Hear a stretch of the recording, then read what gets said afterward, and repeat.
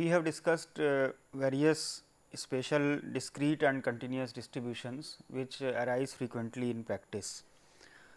Today, we will look at various applications of these distributions, and this will be explained through certain problems. Let us look at the first problem.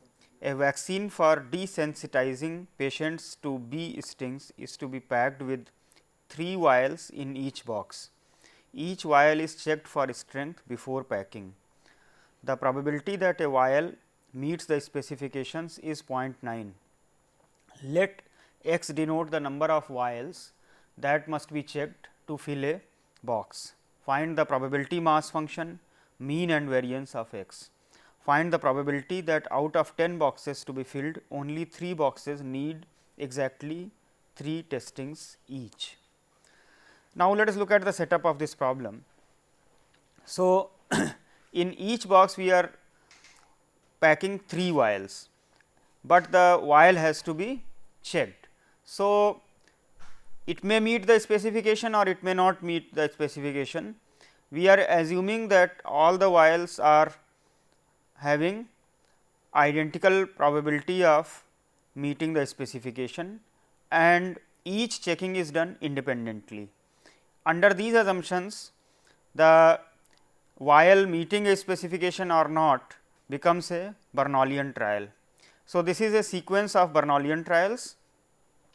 Now, we keep on checking till 3 vials meet the specification and then we pack it in a box. So, this is negative binomial sampling, and therefore, if we consider x as the number of vials which are needed to fill a box, that means the first time 3 vials are correctly meeting the specification, then the distribution of x is negative binomial with r is equal to 3 and p is equal to 0.9. That means, the probability mass function of this will be k minus 1 c 2 0.9 cube 0.1 to the power k minus 3, which is the probability mass function of a binomial negative binomial distribution with parameter r is equal to 3 and p is equal to 0.9. The values of k are 3, 4 and so on. As we know, the mean of a negative binomial distribution is r by p. So, that is 3 by 0.9, that is 10 by 3, and variance is r q by p square, which after simplification becomes 10 by 27. Find the probability that out of 10 boxes to be filled, only 3 boxes need exactly 3 testings. So, now what is the probability that one box needs exactly 3 testings? That means, the first 3 vials which are checked, all of them meet the specification. So, this is corresponding to k equal to 3 term here, which is giving 0.9 cube, that is p cube. Now, the second part of this problem is that each box may need exactly 3 testing or it may not need exactly 3 testing. So, if total number of boxes are 10, a particular box may need 3 testing or may not need 3 testing. So, it again becomes like a Bernoullian trial with probability of success p as equal to 0.9 cube, that is 0.729. So, out of 10 boxes, 3 boxes will need 3 testings. It is the binomial probability of x is equal to 3, where n is equal to 10 and p is equal to 0.729. So, by applying the formula n c x p to the power x q to the power n minus x, we get 10 c 3 0.729 cube 0.271 to the power 7, which is approximately 0.00499. You can see here we have to make the assumption of independence and identical nature of the trials, so that we can apply the concept of binomial or negative binomial distribution here. Let us look at another application. In a precision bombing attack, there is a 50% chance that a bomb will strike the target. 2 direct hits are required to destroy the target completely. how many bombs must be dropped to give at least 99% chance of completely destroying the target. So, now here you can see a particular bomb may hit the target or it may not hit the target. So, each trial can be considered as, that means hitting of the throwing of a bomb or attack by a bomb, that can be considered as a Bernoullian trial. So, it may strike the target or it may not strike the target. We assume that the attack by the bombs is independently done and it is identical in nature, that is the probability of striking is same for all. So, you will have, if I consider out of n bombs, x bombs are the direct hits, then the distribution of x will be binomial n, and here the probability of striking is half, because there is a 50% chance. So, it becomes binomial n half. So, we want that there is at least 99% chance of destroying the target. Since we need at least 2 hittings, that means what is the probability that x is greater than or equal to 2. So, we want this probability to be greater than or equal to 0.99. That means, what should be the value of n for which this condition is satisfied. So, we apply the formula of the binomial probability mass function here. The probability of x greater than or equal to 2 is having many terms. So, we consider the complementation of this event, that is probability x equal to 0 and probability x equal to 1. So, 1 minus this must be greater than or equal to 0.99. So, after simplification it becomes probability x equal to 0 plus probability x equal to 1 is less than or equal to 0.01, and now here p is equal to half. So, this is n c 0 p to the power 0 1 minus p to the power n, which is half to the power n, and this is n c 1 p into 1 minus p to the power n minus 1. Since p and 1 minus p both are half, so it is again half to the power n, n c 1 is n. So, the term is n plus 1 divided by 2 to the power n. So, after simplification this condition is equivalent to that 2 to the power n greater than or equal to 100 into n plus 1. What is the smallest value of n for which this is satisfied? So, we can check it, and it turns out that n is equal to 11 first time satisfies this condition. So, at least we have to drop 11 bombs, so that the target is completely destroyed with probability greater than or equal to 0.99. So, here if you see, once again we have made the assumption that the trials, that means the dropping of the bombs or striking of the target etcetera, is considered as Bernoullian trial, that is independence and identical nature of the trials has been considered here. A communication system consists of n components, each of which function independently with probability p. So, once again functioning of components is a Bernoullian trial, because the component may fail or it may not fail. So, if it is working, the working probability is p. The entire system will be able to operate effectively if at least one half of its components function. That means, suppose there are 10 components, then at least 5 should function, then the system will be operating effectively. For what values of p, a 5 component system is more likely to operate effectively than a 3 component system. So, we have to calculate the probability of a 5 component system working effectively and a 3 component system operating effectively. So, let us use the notation P n, let it be the probability that an n component system operates effectively. So, P 3 will denote the probability that a 3 component system is working effectively. That means, at least 2 or 3, that means either 2 or 3 of the components are working correctly. So, out of 3, 2 are working. So, 3 C 2 p square 1 minus p, and all the 3 are working. So, p cube. So, the probability of p 3 is given by this. In a similar way, a 5 component system will be operating effectively if either 3 or 4 or all 5 components are working properly. So, the probabilities of them are given by these. So, we add up. So, P 5 is given by this. We have to check that whether a 5 component system is more effective or 3 component. So, we consider the difference P 5 minus P 3, which after certain simplification is equal to 3 into 2 P minus 1 into 1 minus P square. Now, here you observe 1 minus P square is a positive term, because P is a number between 0 and 1. So, this term is positive if P is greater than half. That means, a 5 component system is more effective if the probability of each system working effectively is more than 50%. So, this answers the question here. We can also see that this is less than 0 if P is less than half. That means, if each component fails with a probability which is less than 50%, then if we add more components in the system, it is actually reducing the probability of operating effectively. And of course, if P is equal to half, then both the systems have the same probability of operating effectively. So, these are some of the applications of the binomial and negative binomial distribution, etcetera. Let us look at an application of hypergeometric distribution.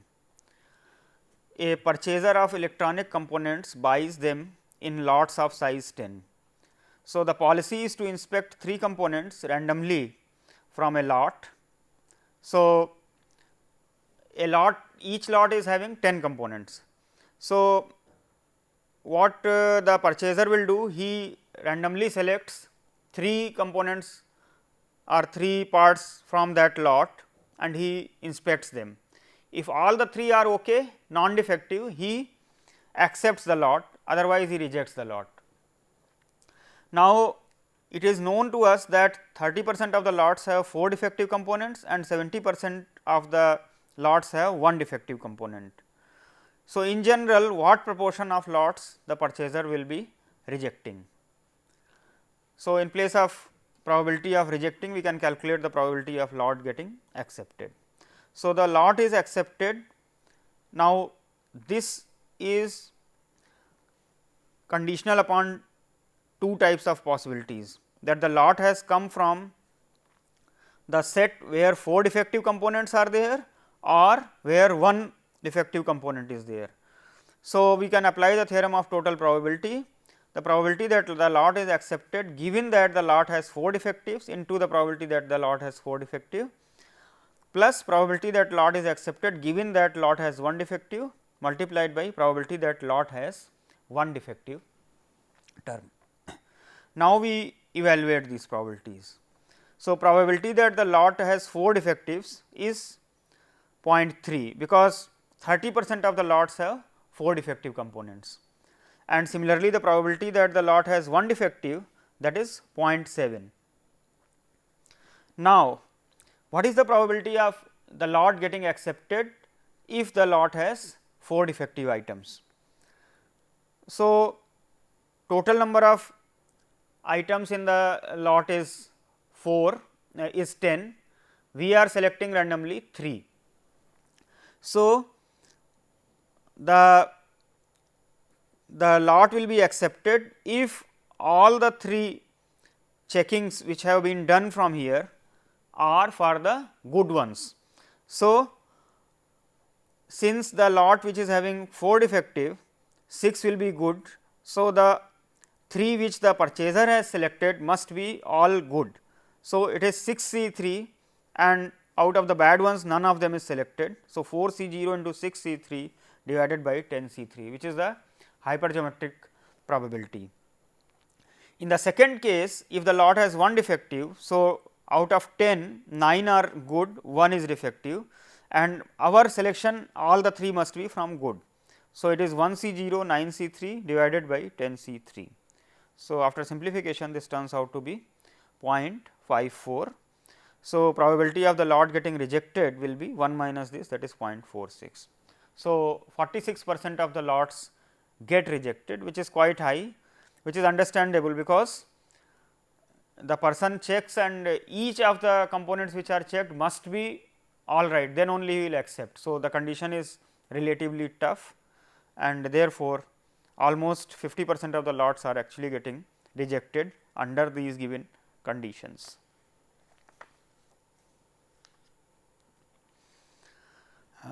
Let us look at a application of continuous uniform distribution. Buses arrive at a specified stop at 15-minute intervals starting at 7 a.m. That means, bus will come at 7, it will come at 7:15, 7:30, 7:45 and so on. So, if a passenger arrives at a time uniformly distributed between 7 to 7:30 a.m., find the probability that he has to wait for less than 5 minutes or at least 12 minutes for a bus. That means, when he comes, then he will get a bus in less than 5 minutes. So, let us consider the arrival time of the passenger. So, since the time of the passenger is between 7 to 7:30 a.m., if I say x is the time in minutes past 7 a.m., that is the arrival time of the passenger at the bus stop, then we can say that under the given conditions x follows uniform 0:30, where the measurement is done in the minutes, because it is between 7 to 7:30, but we are considering the starting point as 0. So, between 0 to 30. The passenger will have to wait less than 5 minutes if he arrives between 7:10 to 7:15, because the next bus is at 7:15. So, if he arrives at say 7:05, then he will have to wait for 10 minutes. If he comes at 7:07, then he has to wait for 8 minutes and so on. So, if he arrives between 7:10 and 7:15, he will get a bus in less than 5 minutes. Similarly, after this bus departs, then the next bus comes at 7:30. So, if the passenger arrives between 7:25 to 7:30, then he will have to wait less than 5 minutes. So, the required probability that the passenger has to wait for less than 5 minutes is probability that x lies between 10 and 15 or x lies between 25 to 30. Since it is a uniform distribution on the interval 0 to 30, the density of x is 1 by 30, 0 less than x less than 30. So, probability of 10 less than x less than 15 will become 15 minus 10 by 30, that is 5 by 30, and similarly probability of 25 less than x less than 30, that will become 30 minus 25 by 30, that is 5 by 30. So, the total probability is 1 by 3. That means, the probability that he has to wait for less than 5 minutes is 1/3 of the time. In a similar way, the probability that he has to wait for at least 12 minutes. So, he will have to wait for at least 12 minutes if he arrives between 7 to 7:03, because if he arrives after 7:03, then he has to wait less than 12 minutes, because the next bus is at 7:15. Similarly, if he arrives between 7:15 to 7:18, then he has to wait for more than 12 minutes. So, the required probability of waiting at least 12 minutes is that x lies between 0 to 3 or x lies between 15 to 18. So, once again using the uniform density, it is 3 by 30 plus 3 by 30, that is 1 by 5. That means, 20% of the times he has to wait for more than 12 minutes. Let us look at an application of Poisson distribution. A large microprocessor chip contains multiple copies of circuits. If a circuit fails, the chip knows how to repair itself. The average number of defects per chip is 300. So, this is the condition, that is the rate kind of thing, that is one chip has nearly 300 defects. What is the probability that no more than 4 defects will be found in a randomly selected area comprising of 2% of the total surface area of the chip? So, here if I consider x as the number of defects, in the 2% of the surface area, then if I assume it to be Poisson distribution with parameter lambda, then lambda here will be, because 300 is for the full area. So, 300 into 0.02, that means in 2% of the surface area, what is the number of defectives? For that the rate will be 300 into 0.02, that is 6, that is the rate of detecting the defects. Here we want what is the probability that not more than 4 defects will be found. So, it is probability of x less than or equal to 4 based on the Poisson probability mass function. So, it is e to the power minus lambda, lambda to the power x by x factorial, x is equal to 0 to 4. So, by putting lambda is equal to 6, this can be evaluated either by direct or by Poisson tables. It is approximately 0.285.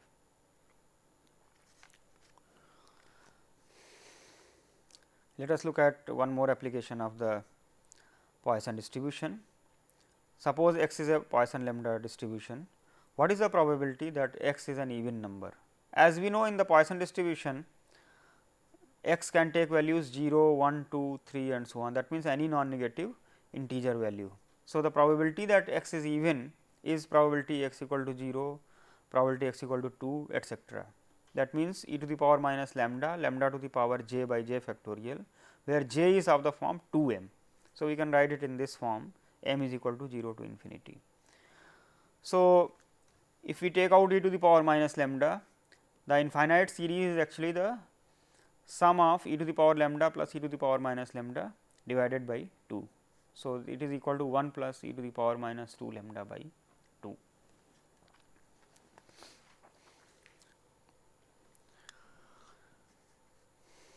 A computer center maintains a telephone consulting service to troubleshoot its users.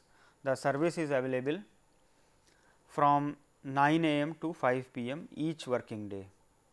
The number of calls x received per day follows a Poisson distribution with lambda is equal to 50.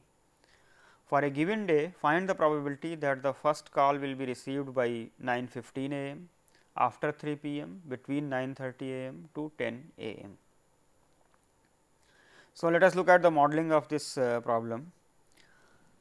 Since here time is asked, so we can consider t as the waiting time for the first call after 9 a.m. Now, here we are considering the day as an 8-hour period, and in 8-hour period the number of calls received is rate lambda is equal to 50. So, in 1 hour period it will be 50 by 8. So, now if I consider t as the waiting time for the first call after 9 a.m., then the distribution will be negative exponential with lambda is equal to 50 by 8. So, lambda e to the power minus lambda t. What is the probability that the first call is received by 9:15? That means, in quarter of an hour. That means, what is the probability of t less than or equal to 1 by 4? This unit of measurement is in the hours. So, now we apply the formula for the exponential distribution, probability of t greater than some small t is equal to e to the power minus lambda t. So, if we use this formula, probability of capital T less than or equal to 1 by 4 is 1 minus e to the power minus lambda t. So, lambda is minus 50 by 8 and time is 1 by 4. So, it is after simplification 0.79, which looks surprisingly quite high, that is almost 4/5 of the probability. The reason is that in a day we are receiving roughly 50 calls. So, within first 15 minutes a call will be received with a substantially high probability. Likewise, if we calculate what is the probability that the first call is after 3 p.m. Now, from 9 a.m. to 3 p.m. it is 6 hours. So, that means, what is the probability of t greater than or equal to 6? So, if we utilize this formula, it is e to the power minus lambda t, that is 50 by 8 into 6, which is extremely small probability, which it must be because the rate is quite high of receiving the complaints, and here we are saying that from morning 9 to 3 p.m. there is no call. So, the probability of that event must be pretty small. and similarly, what is the probability that the first call is between 9:30 to 10. Since the rate is high, the first call is after 9:30, the probability must be small, and then we are saying between 9:30 to 10, which is further small. So, it is after calculation using this formula, it is turning out to be 0.042. So, these are some of the applications of the Poisson distribution or the Poisson process. You can notice here that in order to apply the Poisson distribution, we have to look at the rate in the appropriate time interval or the area, that is lambda t we have to calculate.